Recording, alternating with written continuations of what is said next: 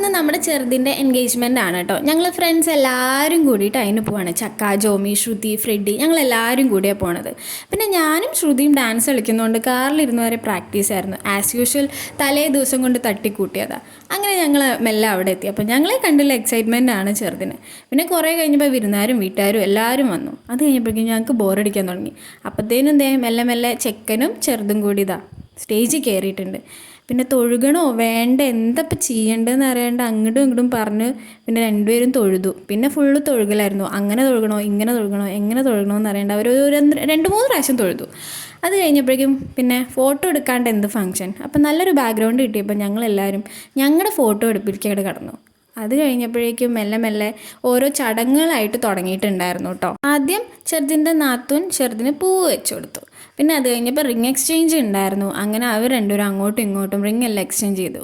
ചെറുതിൻ്റെ മുഖം കണ്ടാലേ അറിയാം ഷീ ഈസ് വെരി ഹാപ്പി എന്നുള്ളത്. അത് കഴിഞ്ഞപ്പോഴേക്കും സദ്യ കഴിക്കാനുള്ള സമയമായി. ദിച്ചുട്ടൻ പിന്നെ ഭയങ്കര എക്സൈറ്റഡ് ആയിരുന്നു സദ്യ കഴിക്കാൻ. അങ്ങനെ സദ്യ കഴിച്ച് കഴിഞ്ഞപ്പോൾ പിന്നെ മുടക്കാത്തൊരു സംഭവം ഉണ്ടല്ലോ സ്റ്റേജിൽ കയറുക എന്നുള്ളത്. അതൊന്നും പോരാണ്ട് ഞങ്ങളുടെ ഡാൻസും. പിന്നെ എല്ലാ പ്രാവശ്യത്തെയും പോലെ തലേ ദിവസം തട്ടിക്കൂട്ടിയതായതുകൊണ്ട് അതിൻ്റേതായ പ്രശ്നങ്ങളൊക്കെ അതിനുണ്ടായിരുന്നു.